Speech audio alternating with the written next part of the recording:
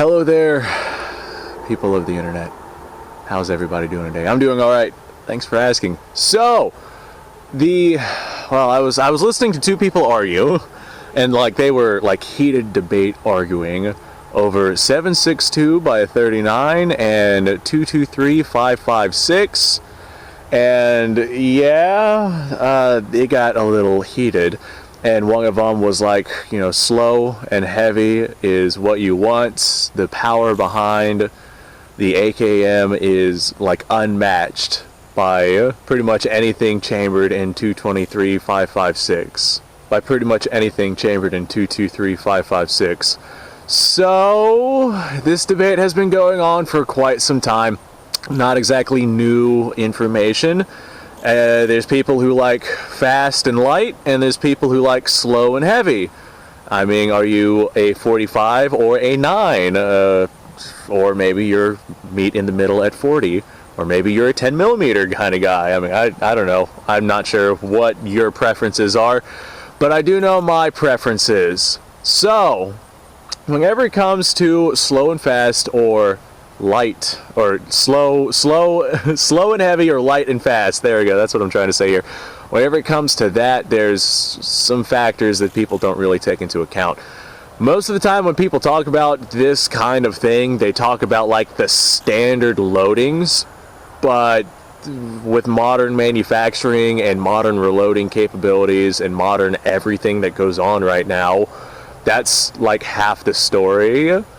For example, for your 223.556, you can get yourself a 70, I've seen them as large as 77 grain projectile to launch downrange, and of course that's going to go a lot slower than your 55 grain projectile that most people are used to using. Your M193, if you were to take that out, it would be 3,200 feet per second. But your 70 plus grain projectile, depending on your loading, what it is that you're using, barrel length, etc., is going to run significantly slower than that 55 grain.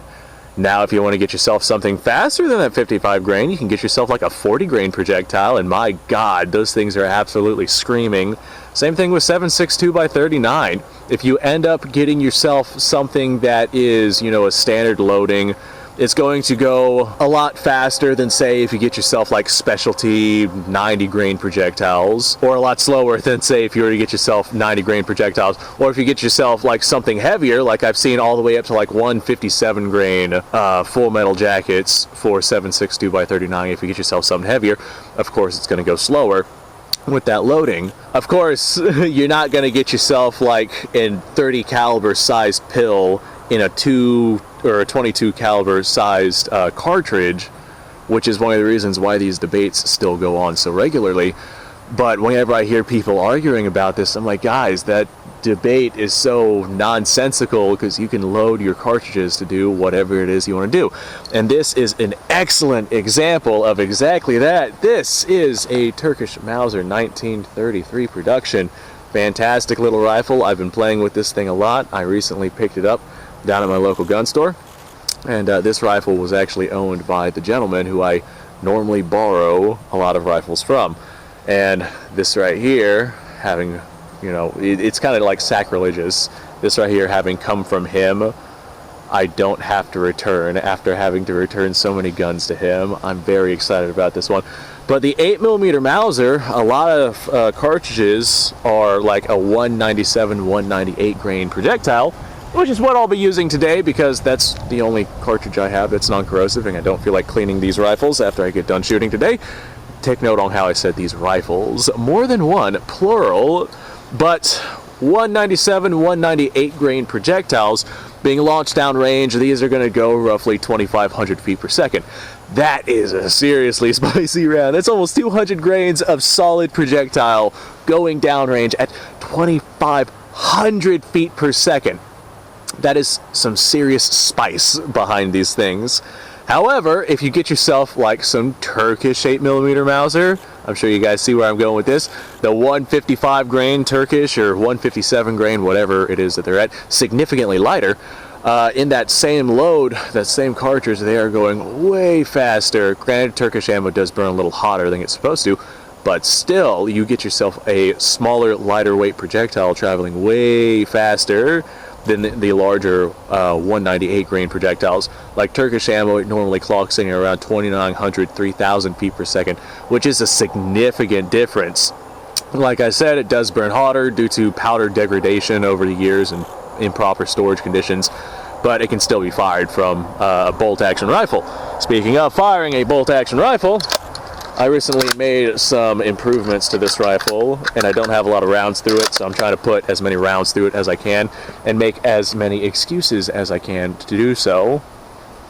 That said, the ammunition that is being ran is not free, so if you want to support my work, Utreon and Patreon are linked in the description below. I cannot see my steel target. There's a box in front of it, so I'm just going to shoot at where I think the steel target is, and let's hear if we hear the clink of steel somewhere in there.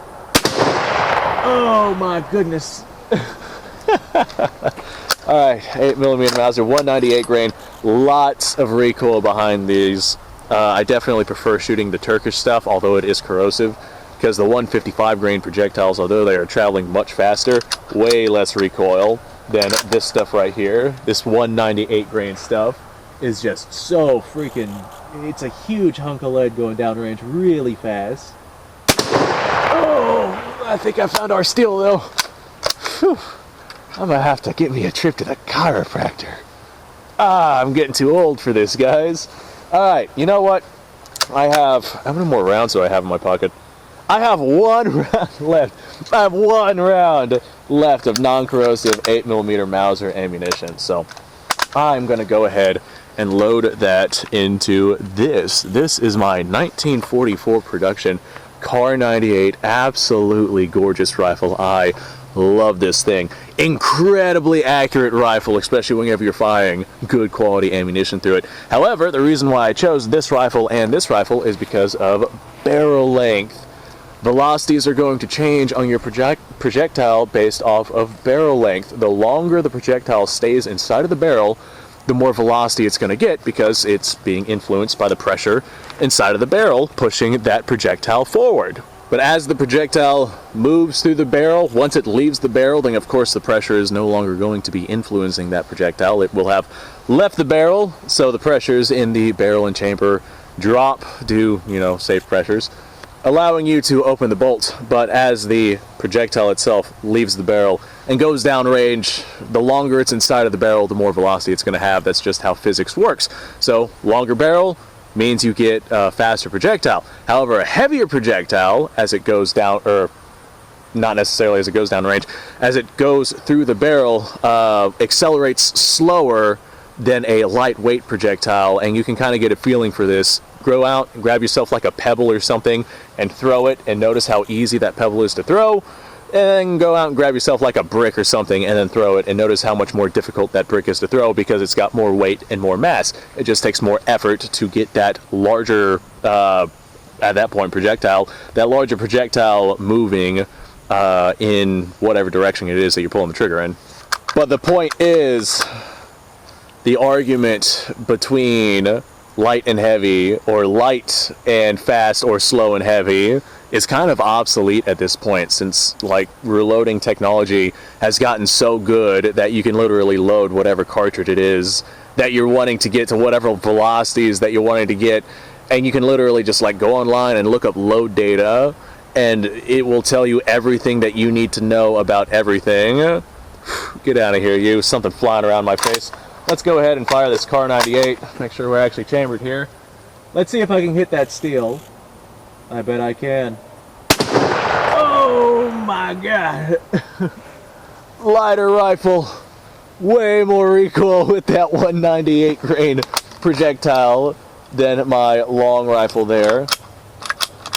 Why is this not extracting? Okay, it's off the...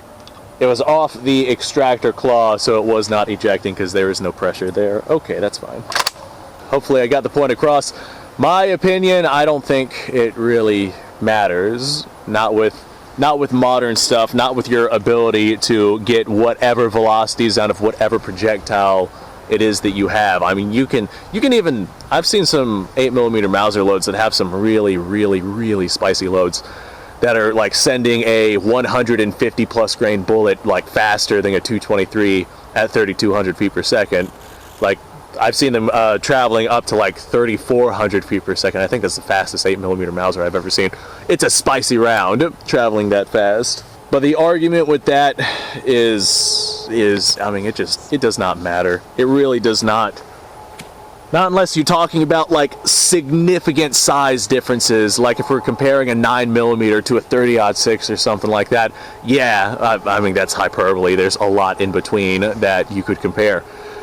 But something like that, I could understand having an argument behind that. You don't want to hunt a black bear with a 30-06, or you don't want to hunt a black bear with a 9mm, but you could hunt it with a 30-06. But you don't want to go after like a squirrel with a 30-06, whereas something like a 9mm would probably be ideal for taking that thing out.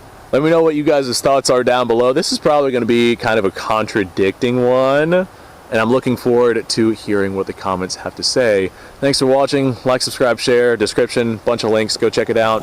Other YouTube outro stuff here. I will see you guys in the next video. Y'all have a good one.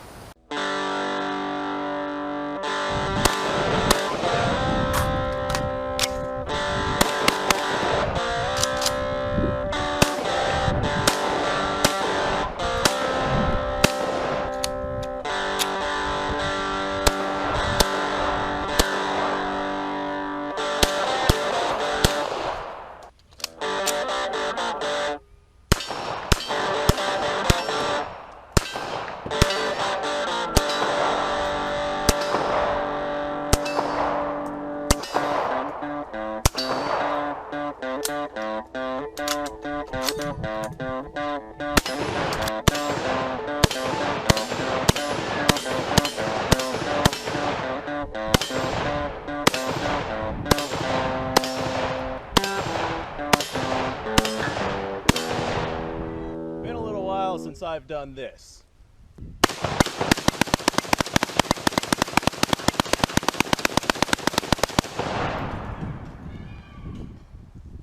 Bonnie and Clyde be damned.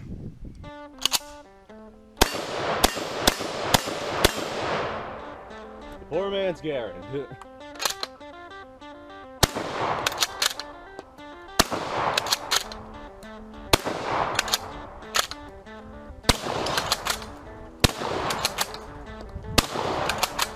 It's a shame that bolt-action shotguns aren't more mainstream.